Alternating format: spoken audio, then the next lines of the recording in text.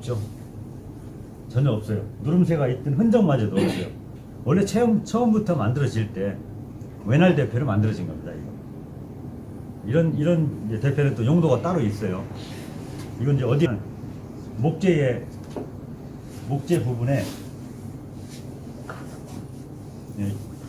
단면을 가공할 때 그때 쓰는 거예요. 외날 대패. 이런 면을 가공을 할 때는 결이 있어서 엇결, 고등결 찾아내서 깎아주는데 마구리 쪽에는 결 방향이 없죠. 여기서 깎든 여기서 깎든 어느 면에서 깎아도 방향성이 없어요. 그래서 이제 마구리용으로 쓸 때는 외날 대패를 쓰게 됩니다. 외날 대패. 그러니까 외날 대패는 주로 소목이나 대목 중에서 보면은 대목 현장에서 써요.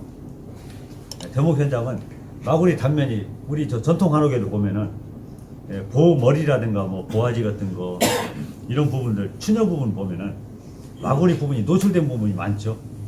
창호 부분하고 좀 다릅니다. 소목하고는. 그래서 대목 쪽에 오히려 외날 대패를 쓰고요.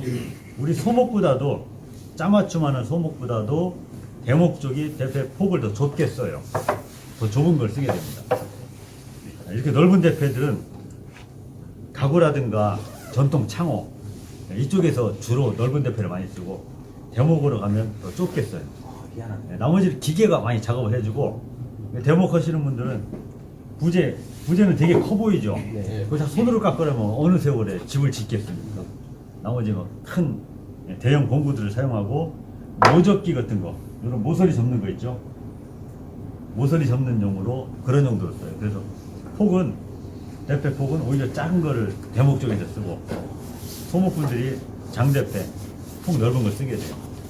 제 손을 보게 되면은 제가 14살 때부터 대패를 잡았어요. 손이 이제 체격에 비해서 많이 진화가 되어 있죠. 같은 저하고 이제 비슷한 체격에 같이 악수를 해보면 손이 되게 크다라고 얘기해요. 억세기도 하고. 그때부터 대패를 잡았으니. 그리고 대패를 처음부터 대패를 처음에 접할 때부터 넓은 대패를 또 썼어요. 70mm, 75mm. 요 정도가 현재 75mm 짜리인데 지금 쓰시는 대패가 아마 40mm, 45mm 될 겁니다. 아주 좁죠. 비교가 많이 되죠. 폭이 이 정도 비교되고. 현장에 쓰는 데는 전혀 무난해요. 이 정도만 해도. 인테리어 현장에서 쓰는데 전혀 무난합니다. 이걸로 뭐 웬만한 작업 다 소화가 되니까. 근데 이제 소목 짜맞춤이나 전통 가구나 이런 쪽에서는 더 넓게 쓴다는 거죠. 그럼 나를 빼가지고 한번 치수를 한번 재볼게요. 네. 치수가 지금 얼마짜리인지. 자, 장구망치 정도도 괜찮고요.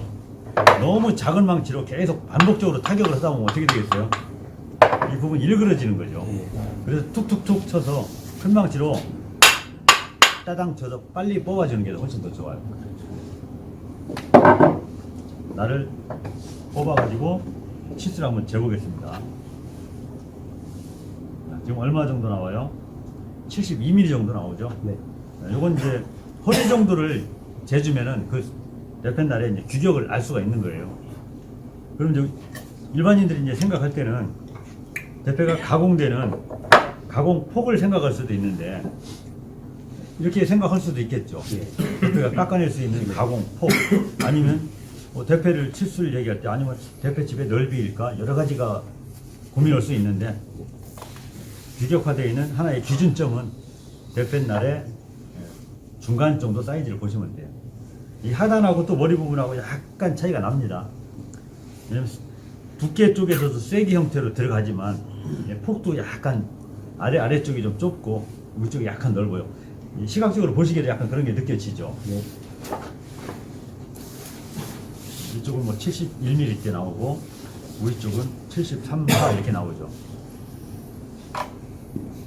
대패집에 또 머리 부분하고 하단 부분 또 각 부분별로 명칭을 또 한 번 더 설명을 드릴게요. 대패집에 이제 상단, 또 머리 부분, 대패집 끝 부분, 또 하단이 있고 또 덧날을 눌러줬던 누름새. 요건 이제 오미날 덧날이 구성되는 그런 대패이기 때문에 누름새가 있는 겁니다. 외날 대패는 누름새마저도 없어요. 있을 필요가 없죠. 덧날이 없는 처음부터 목적이 외날 대표를 사용하기 위해서 만들어진 거니까. 누름새가 있고. 저희들은 참나무인가요? 아, 요건 이제 일본산 가사목이에요. 참나무. 예, 참나무 과예요. 졸참나무과. 네. 예, 가사목 중에서도 거기 이제 밝은 색들은 이제 백가사목, 백가사목이 있고, 또 약간 이제 붉은기 나는 색깔이 붉은기 나는 것들이 홍가사목, 가사목. 이게 참나무과 중에서도 좀 이렇게. 졸참나무과예요. 졸참나무. 뭐 상수리나무, 도토리나무 네. 뭐 여러 가지 있죠. 그리고 오크 종류입니다. 그 중에서 종류가 다양하게 많죠. 세계적으로 분포되어 있는 그런 나무 중에서도 그 중에서 일본산 대패집이 가장 또 알아주고, 그 중에서 이제 수종으로 따지면 이제 졸참나무과 합니다. 이제 서귀포라든가 이런 자연 휴양림에 가보시면 지나가 보시면은 그 대패집 나무라고 따로 팻말 걸어놓은 게 있어요. 제주도 쪽에 여행하시다 보면 아마 보신 분 계실 텐데, 우리나라도 있습니다. 우리나라에도 있어요. 아주 많은 수종이 많이 이제 관리되고 있지 않지만 그래도 어딘가 산속에 자연 속에 자라고 있는데 저희가 제대로 확인하고 몰라서 그렇지 그런 나무들이 있어요. 대패집을 하나 만들기 위해서는 그 중에서도 전체 원목 중에서도 나무가 이제 원목이 있겠죠. 굵은 제목이 있으면은 벌목을 해가지고 아무데나 켜서 대패집을 만들어내는 게 아니고, 단면을 보시면 나무 결 상태가 보이죠. 네. 어떤 것 같아요? 좀 가지런하죠. 네, 전체 하나의 목재 원구를 잘라가지고 제재를 해가지고 그 부분에서 다 골라내는 거예요. 아무데나 쓰는 게 아닙니다. 그리고 대패집의 하단, 상단에 맞춰서도 그 부분도 뭔가 일정한 그런 느낌이 들죠. 예, 저희 일반적인 뭐 저가형 우리 목재 사서 쓰는 것들 보면 나무끼리 지맘대로죠. 뭐 이렇게 된 것도 있고 뭐 이렇게 된 것도 있고 여러 가지 재료가 있는데, 목재 대패집에 보면은 이런 나무길 상태가 보이면서, 자, 나이테가 이렇게 됐다는 얘기는 어떤 결이에요? 길이가. 나이테가 나무의 목재에 이런 나무를 하나 이제 원목이라고 합시다. 가운데 수심이 있죠. 네네. 수심이 있고 나이테가 원으로 그려지게 되잖아요. 네. 원으로 그려지는데 원이 원주, 외주 쪽이 다 하단에 가 있는 거 보이나요? 아래쪽에. 그러니까 심재 쪽이 있고 목재 쪽에 네. 중심이 있고 네네. 수심이 있고 안에 심재가 있고 외부 수피가 있죠. 네. 나무 껍데기가 있을 거 아니에요. 네네. 네, 그쪽은 다 변재에 들어가요. 변재 쪽. 그리고 목재가 뿌리로부터 이제 수분을 공급받고 양분을 나뭇잎까지 공급하는 과정 중에 수심을 통해서 가겠어요? 아니면 변재 쪽에 그런 어떤 도관을 통해서 양분을 공급할 거 아니에요? 그러니까 주로 수분이 다 외부에서 돌고 있는 거죠. 목재 자체가. 네네. 오래된 고목들은 가운데 보면 많이 삭아가지고 나무 형태를 다 잃어버린 것도 있지 않습니까? 네네. 이제 산이나 시골 같은 데 가보시면 네네. 뭐 정자나무, 느티나무 보면 안에 예, 다 상해서 거의 나무로서의 뭐 구실을 못하는데 그래도 나무 이파리는 피고 생명력을 지키고 있습니다. 네. 거의 변재에서 양분이 공급되고 있어요. 그런 걸 보면은 내부 쪽은 거의 다 고체화되고 플라스틱화 되어가는 거죠. 다 굳어서 네. 나무로서의 기능은 다 잃어버렸지만 그래도 수피 쪽하고 변재 쪽에서 양분이 공급되고 있어요. 사람으로 따지면 이제 혈관이죠. 혈관을 통해서 양분이 공급돼야지만 계절마다 나무 이파리도 피고 그런 활동을 할 거 아니에요. 또 광합성 활동하고 또 뿌리로부터 수분 공급 올려주고 그렇게 활동하고 있어요. 그래서 수분이 어느 쪽이 많냐라면은 요 수피 쪽이 가까워요. 변재 쪽에 수분이 많습니다. 그러면 목재 자체도 일부분 중에 하나죠. 대패집도. 네. 나중에 건조를 잘 시키고 변형이 안 가도록 관리를 잘해서 몇 년 동안 말려서 대패집이라는 하나의 우리가 공구로 만들어져 있는 상태라면은 여기도 뭔가 변형이 이루어지겠죠. 그건 이제 방지하기 위해서 예전에 이제 기름도 채워서 기름도 발라주고 그랬어요. 기름에 담가놓기도 하고 그렇게 됐는데 요즘 뭐 워낙 장비들이 전동 공구들이 좋다 보니까 대패의 의존도가 많이 좀 떨어지긴 떨어졌죠. 그러니까 그렇게까지 아주 철저하게 관리를 안 해요.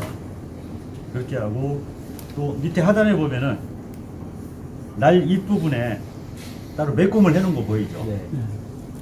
요것도 했고 제가 작은 대표도 요것도 했습니다. 날 윗부분. 아, 어쨌든 나온 게 아니고 예, 보셨어요? 다 손질을 한 거죠. 사용을 오랫동안 이제 사용을 하다 보면 날 윗부분이 자꾸 확장이 돼요.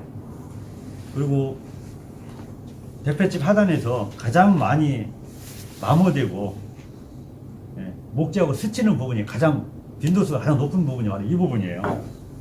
예, 저희가 이제 신발을 신다 보면은 뒤꿈치 부분이 약간 닳게 되죠. 네. 그거하고 똑같아요. 뭐 체중이 실리고 지나다니면서 스치는 데가 많으니까 거기가 먼저 닳아버리는 거죠. 이거하고 똑같아요. 대패질도 하다 보면은 평면만 깎아주는 게 아니라 모서리 부분도 많이 깎게 되죠. 모서리 부분을 많이 작업을 네. 하게 돼요. 모접기를 많이 하게 되거든요. 대패질 하다 보면. 면이 깎는 것보다. 그런 작업이 반복적으로 이루어지다 보면은 이 부분에 이제 마모가 빨라지는 거죠. 그런 것 때문에 그러면 마모된 부분이 나중에 이제 잣대를 확인해 보면 가운데가 오목하게 되겠죠. 네. 그리고 그 면이 그 상태로 돼가지고 대패 깎이질 않거든요. 그러니까 전체적으로 평면을 잡아줘야 돼요. 근데 예, 대패집을 평을 잡을 때도 어떻게 잡냐면은 어떤 분들은 뭐 사포를 대고 막 갈기도 하고 그러는데 저는 이제 사포 쓰는 거를 그렇게 권장하지 않아요. 예, 사포 자체가 모래거든요. 그 사포 샌드페이퍼